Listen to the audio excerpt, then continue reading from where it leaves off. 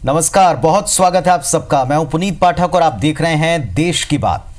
भारत और पाकिस्तान के बीच बीते कई दिनों से जारी तनाव चरम पर है।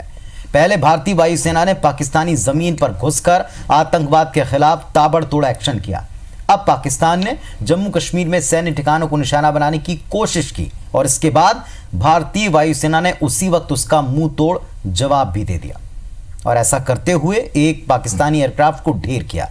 देर शाम को विदेश मंत्रालय ने पाकिस्तान के उप उच्चायुक्त को तलब किया है। भारत ने कहा कि बालाकोट में आतंक के खिलाफ नॉन मिलिट्री ऑपरेशन किया था, जिसके जवाब में पाकिस्तान ने भारतीय सैन्य ठिकानों को टारगेट किया, जो नियमों के उलट है, खिलाफ है। इतना ही नहीं, पाकिस्तान को गलत बयानी, गलत रिपोर्टिंग न करने की सख्त हिदायत भी दी गई। इधर बॉर्डर पर युद्ध जैसे हालात को देखते हुए पाकिस्तान के पीएम इमरान खान के सुर नरम पड़ गए, नीचे आ गए। वो कह रहे हैं जंग से कुछ नहीं होगा, बातचीत की पेशकश भी कर रहे हैं।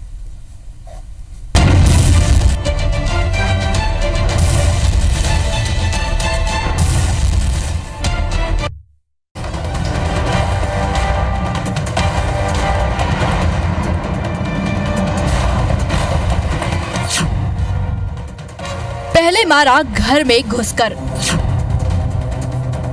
अब घर में घुसने पर मारा। सुन लो आतंकिस्तान, हिंदुस्तान से पंगा मत लेना।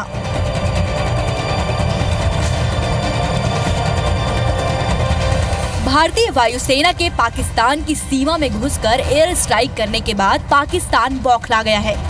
बुधवार को तड़के सुबह पाकिस्तान के 3 विमान भारत के पूंछ और राजौरी में घुस आए, लेकिन भारतीय वायुसेना ने उन्हें करारा जवाब दिया, जिसके बाद वो भागने पर मजबूर हो गए। इसके बाद पाकिस्तान ने पहले दावा किया कि उसने भारत के 2 विमान मार गिराए। बाद में वो अपने ही दावे से पलट गया। पाकिस्तानी सेना के प्रवक्ता ने कहा कि बडगाम में हुए विमान हादसे से उसका कोई लेना देना नहीं। इसके बाद विदेश मंत्रालय ने प्रेस कॉन्फ्रेंस करते हुए ये जानकारी दी कि पाकिस्तान ने सीमा में घुसपैठ करने की कोशिश की और जवाबी कार्रवाई में इंडियन एयरफोर्स ने एक पाकिस्तानी जेड F-16 को मार गिराया है। हालांकि उसमें एक MiG-21 क्रैश हो गया और इसमें मौजूदा पायलट लापता है। पाकिस्तान ने ये दावा किया है कि पायलट उसके कब्जे में है। The Pakistan Air Force was detected and the Indian Air Force responded instantly. In that aerial engagement, one Pakistan Air Force fighter aircraft. In this engagement, we have unfortunately lost one MiG-21. The pilot is missing in action. Pakistan has claimed that he is in their custody. Pakistan की इस हरकत के बाद दोनों देशों के बीच तनाव चरम पर है। भारत ने अपनी सभी एयरबेस को हाई अलर्ट पर रखा है और किसी भी हालात के लिए तैयार रहने को कहा है। भारत ने पाकिस्तान को बेनकाब करने के लिए चीन में रूस, भारत, चीन के विदेश मंत्रियों के बीच चल रही बैठक में पुलवामा हमले का मुद्दा उठाया। विदेश मंत्री सुषमा स्वराज ने पाक की सीमा में भारत के हमले को लेकर कहा कि ये कोई सैन्य अभियान नहीं था, केवल आतंकी संगठन जैश ए मोहम्मद के ठिकानों पर कार्रवाई की गई। इधर पाकिस्तान के प्रधानमंत्री इमरान खान ने फिर से बातचीत का प्रस्ताव भारत को दिया है। उन्होंने कहा कि जंग किसी भी समस्या का हल नहीं है। आतंकवाद और इसे प्रोत्साहित करने वालों के विरुद्ध सारे विश्व को एक होने की आवश्यकता है। ये एक गैर सैन्य कार्यवाही थी जिसका उद्देश्य जैश ए मोहम्मद के आतंकवादी ढांचे को ध्वस्त करना था और उसमें हमने कामयाबी हासिल की। हमारा पहले से प्लान था कि कोई कोलैटरल डैमेज ना हो, कोई कैजुअल्टीज ना हो। सिर्फ हम ये बताएं हिंदुस्तान को कि हमारे में कैपेबिलिटी है कि अगर आप हमारी मुल्क में आ सकते हैं तो हम भी आपके मुल्क में जाके कार्रवाई कर सकते हैं। सिर्फ इसका ये मकसद था। मैं फिर से आपको कहूंगा कि इस वक्त बेटर सेंस शुड प्रिवेल। हमें बैठ के बातचीत से अपने मसले हल करने चाहिए। बढ़ते तनाव के बीच भारतीय विदेश मंत्रालय ने पाकिस्तान के उप उच्चायुक्त को तलब किया है। इधर LOC पर पाकिस्तान लगातार सीज फायर का उल्लंघन कर रहा है। पाकिस्तानी सेना ने बारामुल्ला, पूंछ, राजौरी, नौशेरा और अखनूर सेक्टर में मोर्टार दागे। भारतीय सेना भी दुश्मन के हमले का मुंहतोड़ जवाब दे रही है। Bureau report IBC 24। तो आतंकिस्तान का अंत क्या वाकई में आ चला है? क्या वाकई पाकिस्तान सुधरेगा? इस सवाल का जवाब हर हिंदुस्तानी को, हर भारतीय को पहले से पता है। और इसके बारे में एक्सपर्ट क्या दिन भर कहते रहे ये आपने देखा सुना। हमारे साथ में इस वक्त स्टूडियो में दोनों पॉलिटिकल पार्टीज जो देश में रूल कर रही हैं अलग अलग जगहों पर, वो हमारे साथ जुड़ी हैं। दोनों राष्ट्रीय दल हैं। सच्चिदानंद उपासने साहब हैं भारतीय जनता पार्टी से और घनश्याम राजू तिवारी जी हैं कांग्रेस पार्टी से। आप दोनों का हम स्वागत करते हैं। आप दोनों पार्टियों से ऊपर भारतीय भी हैं। सबसे पहले आप दोनों का रिएक्शन, घनश्याम जी आज आपसे शुरू करते हैं, आपका रिएक्शन। देखिए, पिछले 4-5 दिनों से जो परिस्थितियां आज सरहद पर निर्मित हैं, जिस प्रकार से आतंकवाद को पनाह देकर पाकिस्तान ने भारत के ऊपर जो हमले किए, ये कोई पहली घटना नहीं है। परंतु इस बार जो पाकिस्तान ने आतंकियों के रास्ते जो एक बड़ी घटना पुलवामा में हुई और जिसमें हमारे 40 जवान शहीद हुए, उन्होंने भारतीयों को ललकारा है। निश्चित तौर पर इस ललकार की गूंज भी उन्हें सुनाई दे रही है। हमारे वायुसेना के जाबाज सिपाहियों ने पूरे दमखम के साथ न ही देश को अपनी ताकत बताई है, बल्कि विरोधियों को भी और दुश्मनों को भी अपनी ताकत दिखाई है। निश्चित तौर पर यह बहुत ही आवश्यक था, क्योंकि जिस प्रकार से पाकिस्तान अन्य पड़ोसी राज्यों के साथ मित्रता बनाकर कहीं ना कहीं भारत को आतंकियों के माध्यम से कमजोर करने का यह प्रयास कर रहे थे। लगातार हो रही घटनाएं, जम्मू कश्मीर में सरहद पर जवानों की शहादत, तमाम इस प्रकार की जो परिस्थितियां निर्मित रही, अब तो वो समय आ चुका है कि पाकिस्तान को उनकी औकात दिखानी ही चाहिए। वर्तमान की सत्तारूढ़ दल जो भी निर्णय ले, हम विपक्ष होने के नाते देश हित में जवानों के साथ हैं, सरकार के साथ हैं, क्योंकि देश सबसे बड़ा है, जवान हमारे सबसे बड़े हैं। हम जवानों के इस पहल पर, देश की शहादत पर हमेशा ही उनके साथ थे, हैं और रहेंगे। उपासने साहब, जाहिर तौर पर ये एक बड़ा संकट देश के ऊपर दिख रहा था। ये बड़ा संकट इस मायने में मैं कह रहा हूं कि सेनाओं पर किसी को कतई शक नहीं था, लेकिन एक पॉलिटिकल विल की कमी हर बार महसूस की गई। सारे रक्षा एक्सपर्ट यही कहते थे कि अगर फ्री हैंड मिले तो हम क्या कुछ नहीं कर सकते और कितनी जल्दी हम अपने दुश्मन को धूल नहीं चटा सकते। आर्मी की विश्व में क्या पोजीशन है ये सबको पता है। पाकिस्तान की बिरादरी में क्या हालत है, अंतर्राष्ट्रीय बिरादरी में ये सबको पता है। क्या अब की बार वाकई आपको लगता है कि आपकी पार्टी की केंद्र सरकार ने आर पार का मन बनाया, या एक आरोप ये भी गाये बगाए लग रहा है कि ये सब कहीं ना कहीं एक अवसर की तरह भी यूज किया जा रहा? क्या आपको लगता है ऐसा? देखिए, मैं सबसे पहले तो आपके लोकप्रिय चैनल के माध्यम से सेना के उन जाबाज सिपाहियों को और देश की राजनीतिक इच्छा शक्ति को सादर प्रणाम करता हूं, बहुत बहुत उनका अभिनंदन करता हूं कि जिस प्रकार से पुलवामा में पाकिस्तान जो देश के नक्शे में एक आतंकवादी राष्ट्र के रूप में एक पहचान बना चुका है, लेकिन उसके ठीक विपरीत तो बात करता है कि हमारी भूमि पर कोई भी आतंकवादी गतिविधियां नहीं चलती हैं। बावजूद उसके, और जो पिछले दिनों पुलवामा का घटनाक्रम हुआ उसमें हमारे जवानों पर कायराना हमला करके और उनको मौत के घाट उतारने का दुष्कृत्य जो है पाकिस्तान की उसी धरती से उसी आतंकवादियों ने किया, उसको चुनौती के रूप में निश्चित रूप से देश की सरकार ने, प्रधानमंत्री जी ने लिया। और यही कारण है कि तत्काल जो सेना को अधिकार दिए, जो अभी आपने कहा, तो सेना को खुली छूट दी कि आप समय का, स्थान का, निर्णय का अधिकार आपको दिया जाता है। आप समय तय करें, स्थान तय करें और आप पूरी तरह से क्या कार्रवाई करना है इसको आप तय करें। और जब ये अधिकार सेना को दिया गया, स्वतंत्रता सेना को दी गई, तो तत्काल जो है पहले ही दिन उनका जो गढ़ था उसमें प्रवेश करके एक सफलता अर्जित की। देश के सभी लोगों ने एक प्रकार से पाकिस्तान के खिलाफ खड़े होकर, चाहे उनकी सब प्रकार की जो जो मदद हो सकती थी वो बंद करने के और रास्ते अख्तियार किए, जिससे कहीं ना कहीं पाकिस्तान कमजोर हुआ।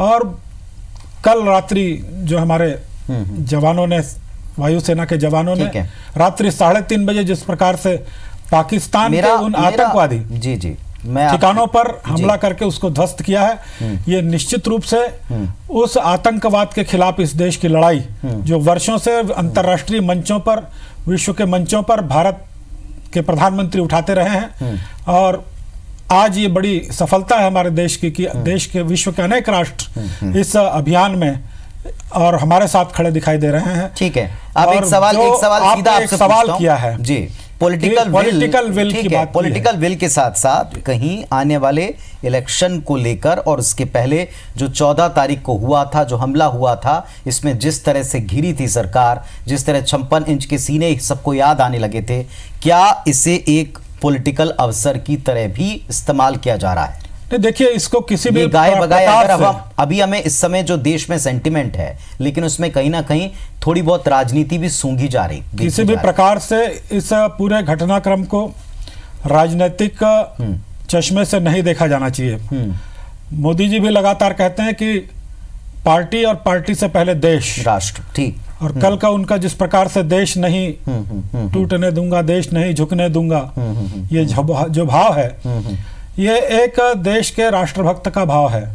और निश्चित रूप से ये जो सीने की बात होती है, लेकिन सीना तो जिस प्रकार से दिखाया है, ठीक है, उस 56 इंच के लेकिन इसको दिखाने में बड़ी देर हो गई और चुनाव के बहुत अनकरीब आकर दिखाया गया, एक बहुत बड़े घटनाक्रम के बाद दिखाया गया। देखिए, जबकि ना पड़ोसी नया था, ना उसका हम कहें बर्ताव नया था, और ना ही उसका अंदाज नया था। देखिए, इसको कभी भी इस प्रकार से नहीं देखा जाना चाहिए। घटनाक्रम हुआ पुलवामा का, वो पुलवामा का घटनाक्रम कोई इस बात को लेकर नहीं कि राजनीतिक किसी पार्टी को लाभ मिल सके इस देश में, इस कारण आतंकवादियों ने नहीं किया। ये आतंकवादियों का हमला भारत पर था, और भारत पर जब हमला हुआ है तो भारत उसका जवाब जो है निश्चित रूप से, और पहला अवसर, क्या इसके पहले स्वयं कहा नहीं थी कि पहले भी राजनीतिक इच्छा शक्ति का अभाव था। उस इच्छा शक्ति के अभाव को आज हम राजनीतिक पटल पर देखें, विश्व पटल पर देखें, तो उस राजनीतिक इच्छा शक्ति के अभाव को समाप्त करने का प्रयास जो है इस देश ने किया है, इस देश के राजनीतिक दलों ने भी किया है। ठीक है, आप सहमत हैं इस बात से? देखिए पुनीत जी, वर्तमान की परिस्थितियों में किसी प्रकार का राजनीतिक आरोप लगाना शायद देश हित में नहीं होगा, परंतु रही बात इस घटना के बाद, राजनीतिक हित में भी शायद नहीं होगा, क्योंकि इस समय जो इसके उलट बात करेगा उसे शायद राष्ट्रवाद के खिलाफ माना जाएगा, ऐसा सेंटिमेंट डाला जाता। लेकिन एक बात बड़े स्पष्ट तौर से कह सकता हूं, इतनी बड़ी घटना हुई, इन घटनाओं के बाद सरकार जिस भी तरीके से निर्णय ली, आज निर्णय के बाद जो परिस्थितियां हैं वो भी हम देख पा रहे हैं। ये घटना पहली नहीं है। अगर वर्तमान की सरकार की इच्छा शक्ति की मजबूती की बात करें, पठानकोट में जो पूर्व में घटना हुई, उस घटना के बाद जो परिस्थितियां निर्मित हुई, जांच के लिए पाकिस्तान की एजेंसियों को भारत आने दिया गया, और वो एजेंसी जांच करके जाने के बाद कहती है कि वहां पाकिस्तान के सबूत होने के कोई प्रमाण नहीं मिले। तो पहले भी ये सारी परिस्थितियां निर्मित थी। मैं आपसे सीधा साफ खुला पूछ रहा हूं, क्या इसमें पॉलिटिकल मोटिवेशन है? क्या इसमें पॉलिटिकल मोटिवेशन है, आपको लगता है? निश्चित नहीं। हम भारत के सेना के साथ हैं, हम भारत की देश सेना के विरुद्ध तो कोई नहीं है, परंतु मैं फिर से कह रहा हूं पुनीत जी, मैंने पहले ही कहा, सरकार मजबूत इच्छा शक्ति के साथ निर्णय ले।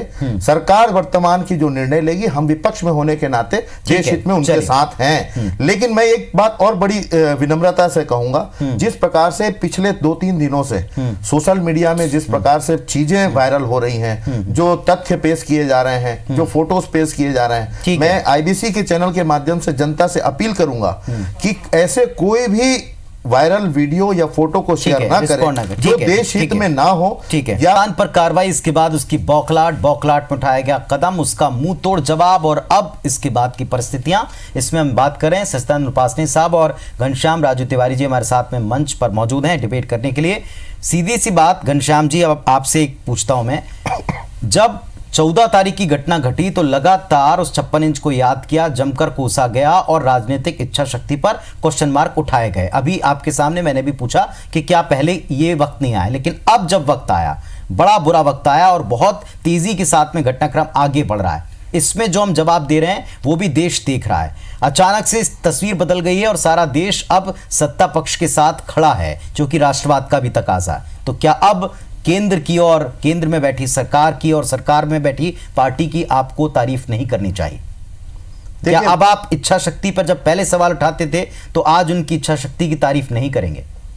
देखिए, देश का सवाल है और मैं समझता हूं कि कोई भी सत्तारूढ़ दल की नैतिक जिम्मेदारी बनती है कि अगर देश में इस प्रकार के हालात उत्पन्न हुए हैं तो उसके कारक भी वही होते हैं, और इस प्रकार की परिस्थितियां जो निर्मित इन 14 से लेकर 19 के बीच हुई हैं, अनेकों बार ऐसी परिस्थितियां निर्मित हुई कि भारत को एक मजबूत इच्छा शक्ति के साथ जवाब देने की परिस्थितियां थी, परंतु किस कारण से केंद्र की सरकार के हाथ बंधे रहे, क्या वो मजबूरियां थी, वो ही बेहतर बता सकते हैं। परंतु एक बात तो स्पष्ट है पुनीत जी, जो घटना पुलवामा में घटी है उस घटना के बहुत सारे पहलू हैं और उन पहलुओं के बीच सरकार ने जब विपक्षी दलों से बैठकर इस पर विचार विमर्श किया है, एक कांग्रेस मजबूत राष्ट्रीय दल होने के बावजूद उन्होंने अपने सुझाव भी दिए, अपने राय भी दिए हैं। सरकार ने जो निर्णय लिए हैं मैं समझता हूं कहीं ना कहीं इसमें हमारी भी सहमति है, क्योंकि